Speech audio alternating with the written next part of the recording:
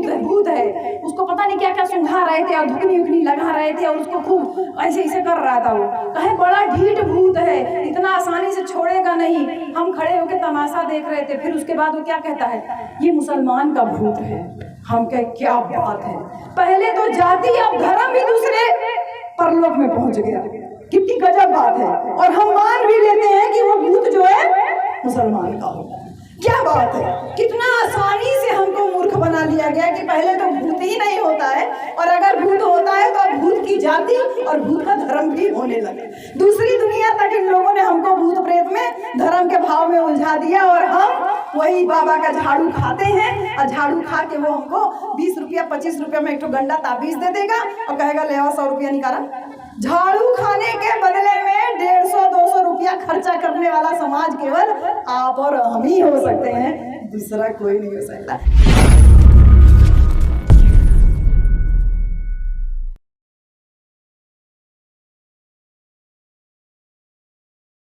आज मैं जन्मे सभी संतों गुरुओं महापुरुषों को नमन करती हूँ, और यहाँ मंच पे उपस्थित हमारे परम सम्मानित मुख्य अतिथि जी, मुसाफिर सर, डॉक्टर साहब और सभी जो सम्मानित अतिथि यहाँ मंच पे हैं, और सामने बैठे सभी उपासक उपासिकाओं, आप सबको जय भीम, नमो बुद्धाय। बहन जी, भाई लोग, आप लोग देख रहे हैं समय थोड़ा ज़्यादा हो रहा है, और हम चाह रहे हैं कि जो काम हम लोग करने आए हैं, क्योंकि हम केवल भाषण नहीं देना चाहते हैं, ना हम केवल भाषण देने किसी गांव में आते, नहीं तो केवल भाषण देना होता तो कहीं पे भी घूम टहल करके भाषण दे रहे होते। इतनी रात में आप भी अपना समय निकालते हैं, इतना बड़ा अधिकारी आपके बीच में यहाँ बैठा हुआ है, और इतना पूरा डॉक्टर साहब का पूरा परिवार यहाँ बैठा है, डॉक्टर साहब खुद इतना बिजी रहते हैं। ये सारे लोग अगर समय निकाल के आए हैं, आप लोग अपना समय निकाल के आए हैं, तो हमें लगता है कि स्वागत और इन सारी चीज़ों में जो समय वेस्ट होता है, उस समय को हम जिस परिवर्तन की लड़ाई के तहत ये कार्यक्रम रखा गया है उसमें इसको हम समाहित कर लिया करें, जिससे कि इसका कुछ परिणाम आगे निकले। एक चीज़ और मैं चाहती हूँ बहन जी, आप लोग स्पेशली, अभी 2-3 दिन पहले की घटना है वाराणसी में, शाम के 7 बजे के आसपास गंगा आरती होती है डेली वाराणसी में। गंगा आरती देख करके एक लड़की थी, वो वापस जा रही थी अपने घर, ऑटो का इंतज़ार कर रही थी, और कुछ मनचले लड़के थे, वो लड़की को अगवा कर लिए और उसके साथ में पता नहीं क्या क्या किए, और उस लड़की को मार भी दिए जान से। ये शाम के 7:30-8 बजे के आसपास की घटना है। ऐसी घटनाएं इतने बड़े शहरों में इस तरीके से होती हैं, तो जब भी रात का कार्यक्रम हम लेते हैं तो समय की बाध्यता हमारे लिए, सब लोगों के लिए होनी चाहिए, क्योंकि आप महिलाओं को भी रात के कार्यक्रम में इनवाइट करते हैं। तो आयोजक, संचालक, आपकी जिम्मेदारी है कि कम से कम जो है माइक आप लोग पकड़ें, जिन लोगों को आपने बुलाया है उनको, क्योंकि हम चाह रहे थे कि मुसाफिर सर पहले बोलते फिर मैं बोलती, लेकिन क्योंकि आपने माइक सबसे पहले हमें ही दे दिया है, तो ये हमारी जिम्मेदारी है कि आप लोग सही सलामत अपने घर पहुंच जाएं। हमारा तो रूटीन, चलिए कोई बात नहीं, हम 7 बजे भी उठ लेंगे, 8 बजे भी उठ लेंगे, लेकिन आप सब लोगों के पास गोरू भैंस है, बच्चे हैं, सब है। आप लोग सुबह 4-4:30 बजे आप लोग जग जाते हैं, सब सारा काम खेत खलिहान का और सब घर परिवार का करने के लिए। तो वो चीज़ें अगर परिवर्तन में नहीं आ पाएगा तो हमारा इतना दूर आना व्यर्थ हो जाएगा। मतलब हम लोगों के आने का अगर उद्देश्य सफल ना हो पाया, 12 बजे तक की परमिशन है और हम संविधान को मानने वाले लोग हैं, तो हमारी जिम्मेदारी है कि कार्यक्रम सुचारू रूप से 12 बजे तक ख़त्म हो जाए चल करके। तो एक दूसरी बात ये, और फिर जो परिवर्तन की बात बहन जी मैं कर रही हूँ, परिवर्तन देखिए कितना समाज में परिवर्तन आपके और हमारे आया है। हमें पहले कपड़ा पहनने की मनाही थी, भगाही वाला ज़माना था। अपने पूर्वजों से पूछिए, दादी नानी से पूछिए, हमारी दादी नानी लोग ब्लाउज़ नहीं पहनती थी, खाली साड़ी लपेट के रहती थी। हमें खुद बहुत होश है, हम छोटे थे तो देखते थे, पूछते थे कि आप लोग ब्लाउज़ क्यों नहीं पहनती, क्योंकि ब्लाउज़ का ज़माना नहीं था। ब्लाउज़ का ज़माना की बात नहीं है, ब्लाउज़ पहनने की परमिशन ही नहीं थी। फिर वो दादी लोगों को देखे, वो जो अंगरखा टाइप का पहनती थी, झबला बोलते क्या बोलते थे, हाँ झलुआ बोलते, तो वो पहनती थी। फिर धीरे धीरे देखे कि वो ब्लाउज़ पहनना शुरू की, और फिर हमारी माँ लोग ब्लाउज़, और अब तो तमाम फैशन तमाम तरीके का कपड़ा आया। इसी तरीके से हमने देखा बचपन में कि मामी ओमी जाती थी, पोखर पे से मिट्टी लेकर के आती थी, उस मिट्टी को पात करके थाप करके बहन जी इतना बड़ा बड़ा चकिया बनाया जाता था, फिर उसको जोड़ करके चूल्हा बनाया जाता था। उसी चकिया को बना करके ढहरी बनाई जाती थी, और वही ढहरी में इतना बड़ा मुक्का लगा दिया जाता था, उसी में गेहूँ चावल धान जो कुछ भी है अनाज रखा जाता था। लेकिन परिवर्तन आया ना, आज वो ढेरी कहेंगे उसको बड़ा बनाने में समय लगता है, उसी से बढ़िया ऊंची ऊंची मिट्टी लगा के पूरा घर तैयार होता था, पूरा गांव भर जुटता था जब उस मिट्टी वाले छप्पर का जो है छप्पर पड़ता था, घर का छप्पर पड़ता था। धीरे धीरे परिवर्तन आया समाज में, बोले कि ये चूल्हा से बार बार फूकते हैं, कभी लकड़ी भीग जाती है, कभी वो जो है गोईठी भीग जाता है, नहीं मिलता है। धीरे धीरे ईंधन का इजाद हुआ, आज गैस घर घर में पहुंच गई है। ऐसे फट से माचिस जलाइए, जितनी मर्जी आए उतनी रात में खाना बन जाए, जितनी मर्जी आए उतनी सुबह खाना बन जाए। ये परिवर्तन आया जीवन में। वो बड़ा बड़ा ढेरी मिट्टी वाला से आज टीन वाला ढेरी घर घर में पहुंच गया। आराम से कहीं भी सुरक्षित पड़े थी, सालों साल पड़ा रहता है, कोई पेंट वेंट करने का भी जरूरत नहीं पड़ता। जो कच्चे मकान थे उन कच्चे मकानों की जगह ले ली किसने? पक्के मकानों ने, आरसीसी ने। नीचे फर्श बनता था, वो टाइल्स की जगह ले, उसकी जगह टाइल्स लिए। इतना परिवर्तन जीवन में आया। आपको और हमको पढ़ने का अधिकार नहीं था, हम धीरे धीरे पढ़ना शुरू किए। परसों कैमूर गए थे, रास्ते में करमनाशा नदी पड़ती है। उस करमनाशा नदी का नाम क्यों पड़ा करमनाशा? क्योंकि ये कहा जाता था कि अगर बिहार से आप इस नदी को क्रॉस करके आगे गए, यानी नदी के उस पार गए, तो आपका नाश हो जाएगा। करमनाशा नाम रख दिया, करमनाशा। तो जिसने कभी नदी क्रॉस की होगी तो उसको पता चला होगा, अरे बाप रे बाप, इसके आगे तो बनारस है। और जब बनारस वालों ने नदी क्रॉस की होगी तो पता चला रही है तो बिहार है जहाँ भगवान बुद्ध को ज्ञान प्राप्त हुआ। तो जब नदी क्रॉस हुई तो पता चला ज्ञान का कितना बड़ा भंडार था कि जितना पढ़िए उतना कम है। जीवन में ये परिवर्तन आया कि कहे कि कर्म नाश हो जाएगा अगर नदी क्रॉस की, अगर समुद्र क्रॉस करके 7 समुद्र पार गए तो आपका जीवन धर्म नष्ट हो जाएगा, जीवन नाश हो जाएगा। लेकिन क्रॉस हुई, जीवन में परिवर्तन आया, हम लोगों ने पढ़ना लिखना शुरू किया। इसी तरीके से तमाम परिवर्तन आप अपने जीवन में देख रहे हैं। मोबाइल वाला जमाना नहीं था, छोटा वाला टीवी आता था, जिसके घर में आ जाए पूरा गाँव भर जुट जाता था, फलानवा के यहाँ टीवी लगा। ऐसे जब मोबाइल फोन नहीं था लेकिन वो लैंडलाइन वाला फोन लगा था, पूरे गाँव भर का फोन उसी एक के फोन पे आता था कि भैया बता दिया हमारा फोन आई तो अब तो हाथ में घर घर में मोबाइल पहुंच गया। परिवर्तन हुआ ना जिंदगी, परिवर्तन इतना सारा आया। और इतना परिवर्तन ऐसे ही नहीं आया, ये परिवर्तन लगातार चलते रहने वाला है। किसी की सोच का परिणाम है ये परिवर्तन। किसी ने सोचा होगा ना कि चूल्हा फूकने में बड़ा टाइम लगता है, आंख में धुआं लगता है, औरत का कपड़ा खराब होता है, परेशान होती है, टाइम भी खराब होता है। औरत नौकरी करने लगी तो बोली हम चूल्हा नहीं फूकेंगे, हमारे लिए गैस लेकर के आओ। गैस आ गई। हम लोगों के घर में हम लोगों ने देखा, गाँव में मामी ओमी की बहुएं बोले कि चूल्हा नहीं जलाएंगे अब। तब गैस सिलेंडर खरीद के आया तो बड़ी खुश हुई कि फट से गैस जलाइए, फट से चाय बना लीजिए। सुबह बच्चों को चाय ब्रेड दे देती थी, अपना पढ़ाने चली जाती थी। इतना परिवर्तन आया। किसी ने सोचा कि औरतों को दिक्कत होती है, परेशानी होती है तो चूल्हे की जगह पे गैस बना। इसी तरीके से तमाम परेशानियों को सोचा किसी ने। आज ज़्यादातर घरों में वॉशिंग मशीन हो गई, फुल्ली ऑटोमेटिक नहीं तो सेमी ऑटोमेटिक तो वॉशिंग मशीन आ गई। कपड़ा हाथ से धोआता था, कहते हैं कपड़ा हाथ से ज़्यादा साफ धोआता है, तो ज़्यादा साफ धोआता है तो जिसका ज़्यादा धोआता है तो हाथ से धोए।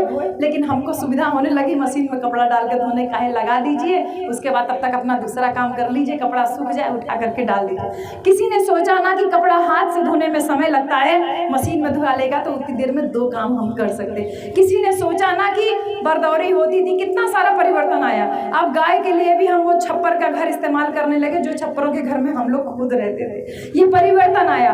गाय को भी हम कपड़ा से ढक करके रखते हैं कि गर्मी न लग जाए, उसको मिट्टी का लेप लगा के रखते हैं, तमाम सुविधाएं करते हैं। जैसे अपने घरों में हमने पंखा लगा लिया, कूलर लगा लिया, एसी लगा लिया। ये सब किसी ने सोचा कि मानव को परेशानी होती होगी इसलिए ये सब होना चाहिए। हाथ का बेना चल रहा है आज, अभी भी इतनी गर्मी में बेना चल रहा है। किसी ने सोचा होगा ना ऐसे हवा डुलाएंगे तो डोलती है, तो किसी की सोच का परिणाम होगा। तो ये जो सोच का परिणाम है, इससे जीवन की उन्नति होती है। मानव बना।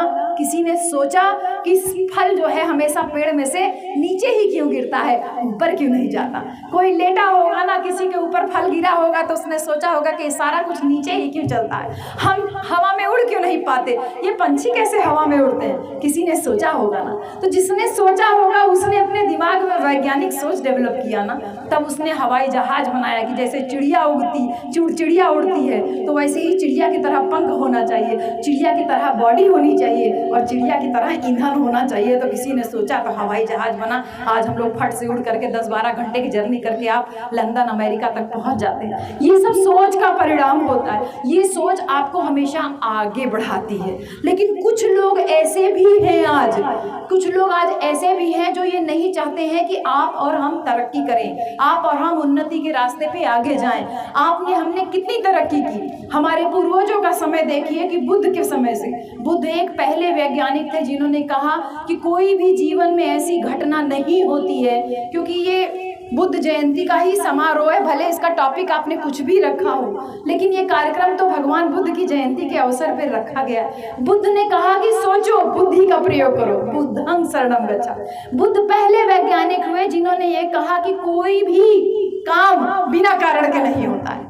यानी कोई भी अगर काम हो रहा है तो उसके पीछे कारण जरूर है। सूरज निकल रहा है, सूरज डूब रहा है तो कारण जरूर है, काहे कि पृथ्वी घूम रही है। लोगों ने कहा सूरज घूमता था, फिर किसी ने सोचा कि नहीं, सूरज नहीं घूमता, सूरज के इर्द गिर्द पृथ्वी घूमती है, और जब घूमती है तो सुबह होती है और रात होती है। बुद्ध पहले वैज्ञानिक थे जिन्होंने कहा कि हर एक चीज के पीछे कोई ना कोई कारण है, जिसको प्रतीत समुत्पाद बोलते हैं। कारण है, और इसी कारण के लिए बुद्ध ने कहा बुद्धि का प्रयोग करो। आपने शील लिया ना, कहा पाणातिपाता वेरमणि सिक्खा पदम समाधिया, मैं अकारण प्राणी हिंसा नहीं करूंगा। बुद्ध ने कहा कारण होगा तो मैं मार सकता हूं, लेकिन अकारण हिंसा नहीं करूंगा। पाणातिपाता वेरमणि, प्राणी मात्र की हिंसा से विरत रहने का, यानी कि अकारण मैं हिंसा नहीं करूंगा। अब मच्छर काटेगा तो मराएगा ही, मच्छर काटेगा तो उसको पूजा थोड़ी करेंगे, भैया उड़ जा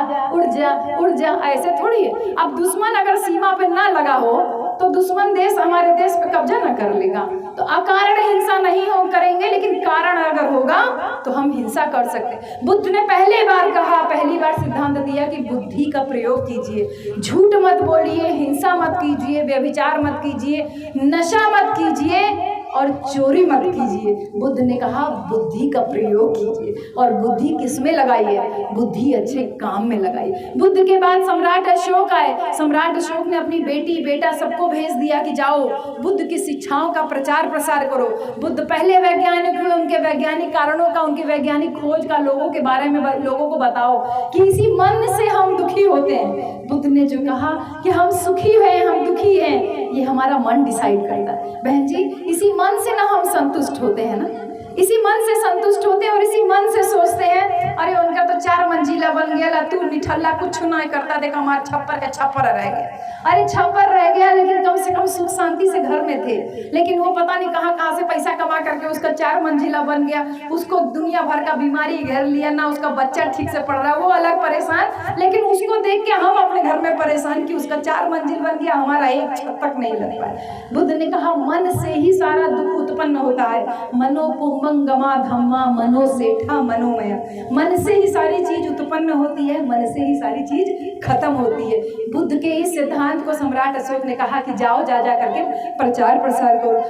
प्रचार प्रसार हुआ। उसके बाद तमाम महापुरुष आए, बहुत सारे महापुरुष आए, उसमें एक संत कबीर थे। संत कबीर ने ये बात कही कि जो तू ब्राह्मण ब्राह्मणी का जाया, आन बाट काहे नहीं आया।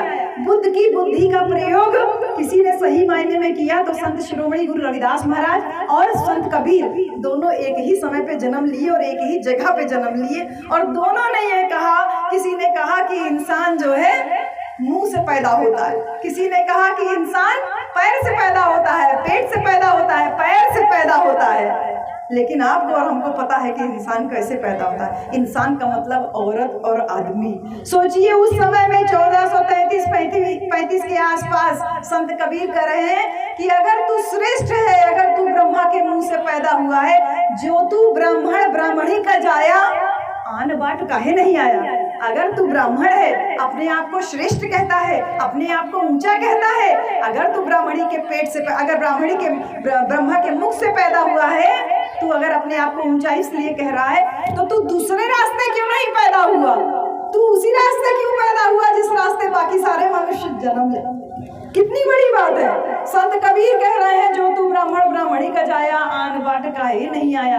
और ऐसा समाज की व्यवस्था बना दी गई कि बुद्ध की जो वैज्ञानिक सोच थी उसके ऊपर पर्दा डाल दिया गया। हमको पत्थर में देवता बताया गया, हमको गोबर में भगवान बताया गया, हमको पेड़ में, पौधे में, मिट्टी में, हर एक जगह पे देवता देवी बताते गए और हम लोग पूजते गए। और संत कबीर कहते हैं कि पाथर पूजे हरि मिले, तो मैं पूजू पहाड़, और घर की जाति कोई न पूजे, जाको पीसन खाए। मम्मी बताती है 3 साढ़े 3 बजे दादी जगा देती थी। अगर उठने में जरा सा देर हो जाए तो दादी कूची लेके बैठी रहती थी कि कैसे लेट हो गया उठने में। उठ करके जाता, पूरा लगता था, पूरा पिसती थी, तब किसान होता था, तब घर में खाना खाया जाता था। व्यवस्था आज की कितनी बढ़िया है कि गेहूं लाद के दे दीजिए, मशीन में से पिसा के आ जाता है। थोड़ा संपन्न है, 10-12 हज़ार रुपया की आजकल गेहूं पिसाने का जमीन का मशीन ही लोगों ने घर में लगा लिया।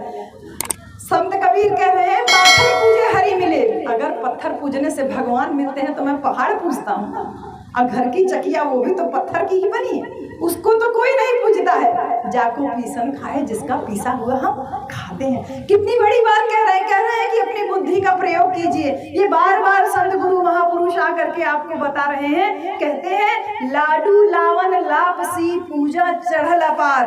आपसे कढ़ाया जाता है कि कढ़ाई चढ़ाइए, ज्योतिया आया तो ये फल चढ़ाइए, करवा आया आदमी के लिए व्रत रखिए, ये चढ़ाइए। संत कबीर उतने समय पहले कह के गए कि लाडू लावन लापसी पूजा चढ़ल अपार। आप क्या क्या चढ़ाती हैं? लड्डू चढ़ाती हैं, लावन चढ़ाती हैं, लैया चढ़ाती हैं, लपसी चढ़ाती हैं, हलवा हलवा बना के चढ़ाती हैं। लाडू लावन लापसी पूजा चढ़ल अपार। इसके ऊपर सेब चढ़ाती हैं, केला चढ़ाती हैं, संतरा चढ़ाती हैं, पैसा रुपया चढ़ाती हैं, गुलगुला चढ़ाती हैं। कहे पूजा चढ़ल अपार। अब पूजी पुजारी लय गया, जितना कुछ आपने चढ़ाया वो तो पुजारी लेके अपने घर चला गया। पूजी पुजारी लय गया, मूर्त के मुछार। जिस मूर्ति को आपने चढ़ाया उस मूर्ति ने तो कुछ नहीं खाया ना। कबीरदास जी कह रहे हैं कि वो जो पुजारी लेके गया, आपका चढ़ाया लड्डू, आपका चढ़ाया लैया, आपका चढ़ाया जो भोग था, वो ले जाके आपकी तरह गढ़ाई में नहीं फेंक देगा। वो लेके जाएगा अपने घर, अपनी बीवी को खिलाएगा, उसका बच्चा खाएगा, उसका बच्चा दर्जन भर संतरा खाएगा, दर्जन भर केला खाएगा, खा के मोटाएगा, मोटा करके पढ़ेगा, पढ़ करके क्या करेगा? पढ़ करके तुमको वापस गुलाम बनाने का काम करेगा। कैसे गुलाम बनाएगा? कहेगा कि लड़कवा तोहार मुरहा पैदा भयल है, चला हई करा, हऊ करा, हई हवन करा, हो हवन करा। वो आपको वापस गुलाम बनाने के लिए काम करेगा। आपके महापुरुषों का जितना संघर्ष था उसको खत्म करके आपकी बुद्धि के ऊपर पर्दा डालने का काम करेगा। और इसी तरीके से संत शिरोमणि गुरु रविदास महाराज भी उस समय तमाम बातें बोलते हैं, जाति व्यवस्था को लेके बोलते हैं, लेकिन इतना वैज्ञानिक सोच और इतना दूरदृष्टि की जो अंतिम उनका एक दोहा मुझे बहुत पसंद है। वो ये कहते हैं कि ऐसा चाहूं राज में मिले सबन को अन्न, छोट बड़े सब सम रहे रहे रविदास प्रसन्न। कहते हैं मैं ऐसा राज चाहता हूँ, ऐसा देश चाहता हूँ, ऐसा समाज चाहता हूँ कि जिसमें मिले सबन को अन्न, जिसमें सबको अन्न मिले, कोई भूखा न सोए। आज देश में 20 करोड़ से ज्यादा लोग डेली भूखे सो रहे हैं। घर में खाना बर्बाद करने वाले बच्चों, घर में खाना बर्बाद करने वाले पतियों, और घर में खाना गोरू भैंसी को फेंक देने वाली मेरी माताओं बहनों, 20 करोड़ से ज्यादा लोग आज भूखा सो रहे हैं आज के समय में, उससे ज्यादा लोग।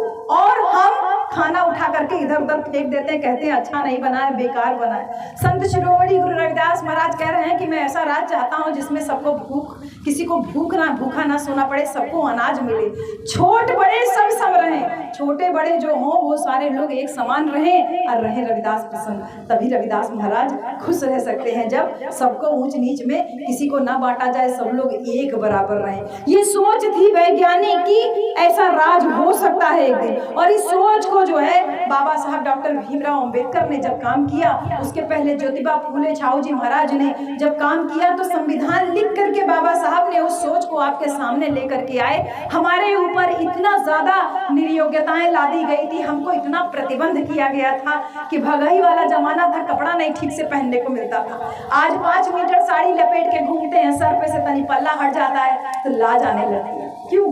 दुपट्टा ओढ़ी है, दुपट्टा हट जाए तो लाज आने लगती है। सोच के देखिए, एक समय ऐसा था जहाँ कमर के ऊपर कपड़ा पहनने की मनाही, हमको पढ़ने की मनाही थी, हमको रुपया पैसा कमाने की मनाही थी, हमको समाज में ठीक से घूमने फिरने सड़क पे चलने तक की मनाही थी। और जब एक वैज्ञानिक सोच वाला व्यक्ति संविधान लिख करके सबको एक बराबर अधिकार दे देता है तो कुछ लोगों को उसी समय से दिक्कत होने लगती है। और उसी समय से वो लोग सोच करके ये बैठते हैं कि ये जो राज आया है ना, जो संत शिरोमणि गुरु रविदास महाराज का था, बेगमपुरा ऐसा चाहूं राज में, जिसको बाबा साहब डॉक्टर अंबेडकर ने संविधान लिख करके पूरा किया।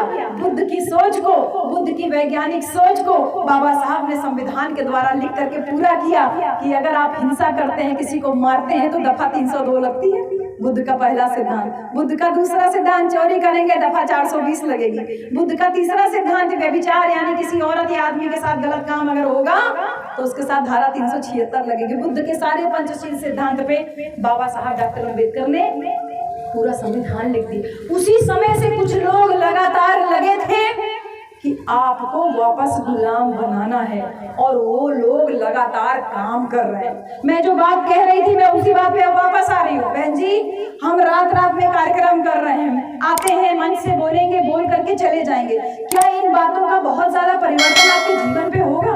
आप में से बहुत सारे लोग हम लोगों को केवल देखने आते हैं कि चलिए मैडम जी मिलेंगी, कम से कम फोटो खिंचा लेंगे, एक ठो निशानी हो जाएगी। अरे निशानी हो जाएगी, फोटो खिंचा लेंगे, हमारे आने का फायदा क्या होगा? वो जो सोच थी, वो सोच लगातार आपके बीच में काम कर रही है। वो सोच लगातार अपने बाबाओं के माध्यम से, यज्ञ के माध्यम से आपके गांव-गांव तक पहुंच रही है, लेकिन हम नहीं पहुंच पा रहे हैं।